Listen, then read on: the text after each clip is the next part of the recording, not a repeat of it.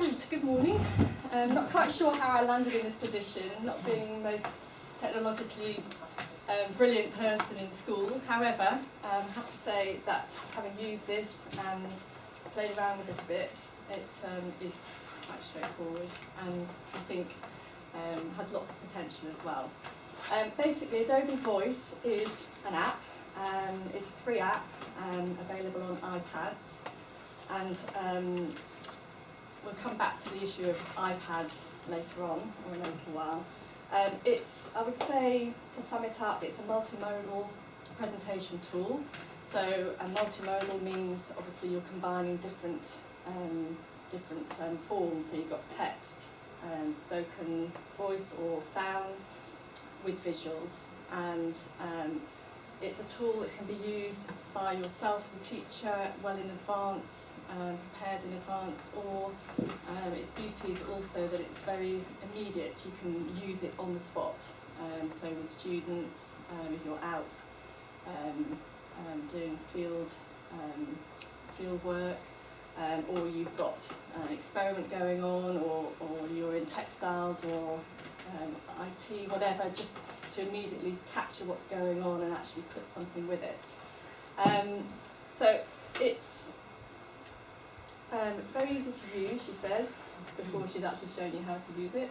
And I think you can use it in lots of different ways, as I've said. So with us in languages, we do things like we can create our own listening comprehensions very quickly and engagingly because of the imagery that can be used and the sounds you can put on there.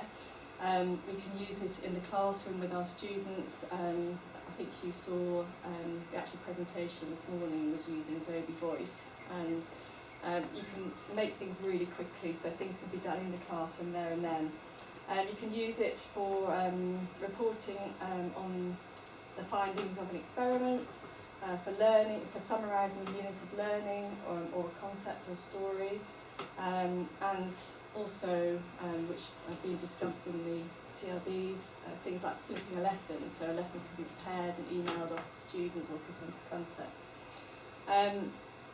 So with the iPad, if you don't have an iPad, most departments in school do, and we're looking into potentially having one that can be accessed on a sort of booking process from the office. If you do have the iPad, you can prepare things in advance if you're using it yourself, and the joy is you can just email it to yourself, so you actually don't need the iPad in the lesson. So you can access it through your emails. Okay, so what I'm going to do is just do a run through of some of the basic things, the ideas here.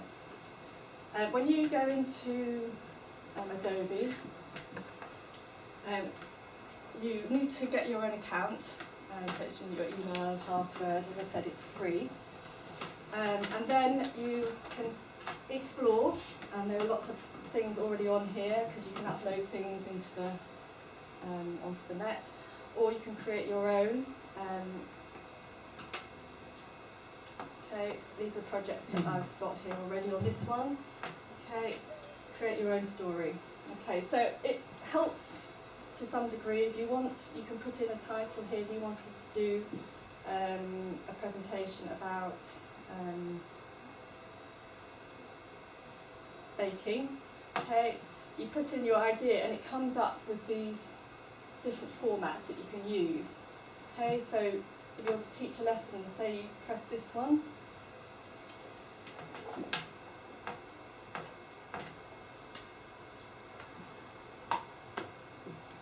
sorry, I'm going to go into that. Let's go into this one, make up your own. Okay, because it gives you a format if you choose one of those other ones. Okay, so basically, an Adobe Voice is made up of pages. Okay, and on each page you can put images, sound, and text if you choose. You've got choices of layout, so you can choose just one thing. You can have two things. You can have full screen. You can have text, or a full thing, as it calls it, a thing and full photo. So the layout you can see is at the very top here. You've got some buttons.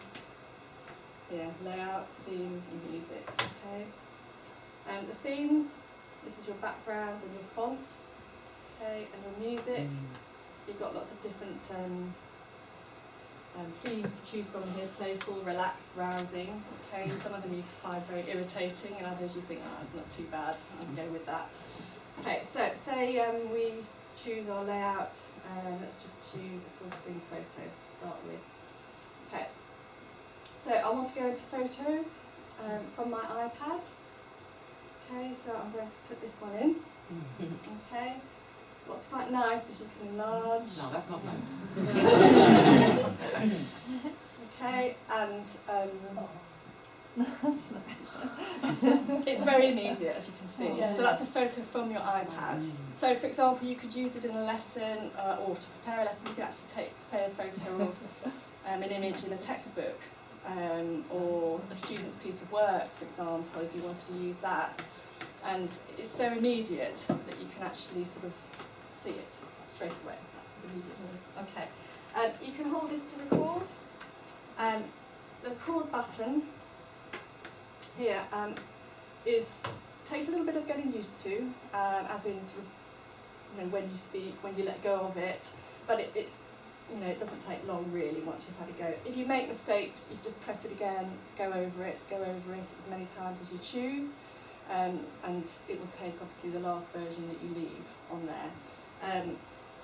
Tips are things like holding it down a little bit longer at the end once you've finished recording, just so that your picture lingers a bit longer, because it's the spoken sound, the voice or the sound that determines how long that slide stays on the screen for. It has got something in here called softening. There's some software that says it's got some softening. I haven't noticed that with my voice. I don't think it improves the tone of my voice at all, as we shall now witness. Okay. No. TLB 5. No, it's not working. TLB 5. B9.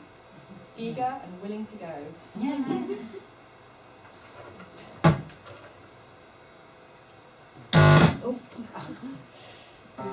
TLB 5, B9, eager and willing to go.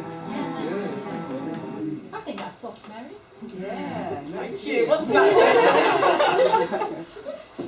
Okay, so that's putting sound on, and you can mess around, as I said, with the music if you want to change the thing going on in the background.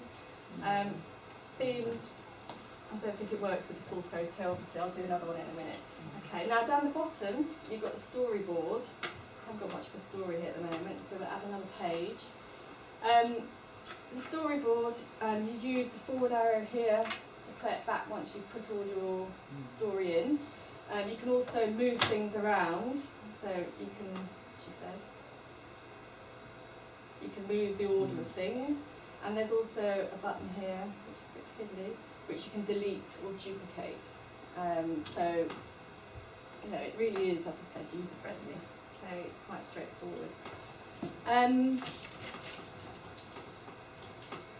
Okay, so if you want to put something in here from, let's change the format. Okay, so if you want to put something here, you can choose from a whole bank of icons.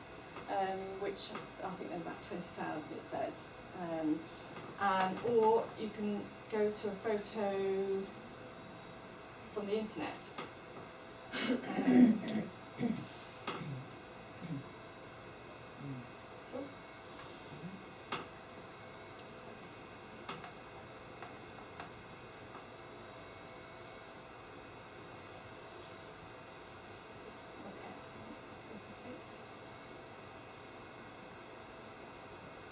Okay, so these immediately go to the internet. These are all photos that can be used. There's no copyright on them, and you just select what you want. A bit topical at the moment, and so I'm not quite sure what I'm going to say on this one. Anyway, if you wanted to then speak over it, you would do. Okay, so what should we say? Recite a poem. Oh, In French. Next time you're up here, do Do you know what I'm going to do? Go see the minions. Little yellow creatures. Yum yum. Sorry, everybody. Go see the minions. Little yellow creatures. Okay, so basically, you got the idea, I think, of how straightforward it is. So, literally, for uploading this, now you press. Let me go back. Once you've decided that's fine, okay, it goes into your projects, okay, so you can always access it, but you can access it online. You can't save it into an area, okay, you can't try and save it anywhere, and you can't put it embedded into a PowerPoint, okay, it's as it is, it stands alone. If you want to upload it, so you've got this one up here, okay, so you've got the choice of where you can send it. So you always need internet access? You do need internet access when you're preparing it, yes. Yeah. And using, yeah. But once you've done it, if you email it to yourself, then you can use it anyway. So what do you email? The actual presentation? Yeah. Yeah. And then when you've emailed it, you can save it into a file. How do No, you you email can't. that? But It's what not you can attached. do is you can save it. You can save it into your camera roll, which is basically your videos on your iPad library. So once it's on camera roll, it's on your iPad and it's offline. That can then be viewed in any circumstances.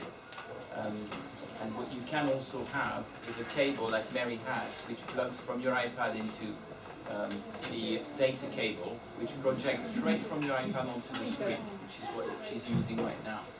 And we've got some in the Teaching and Learning Hub, so if you want to borrow some, I'll lend you some. They're very easy to use, just plug them in, that's it. Has it got a name, that cable? It's got a specific name. It's a lightning adapter. A lightning That's the one. That's it, I'm ready. Gosh. Now he's got a nice. Thank you very much. Thank you.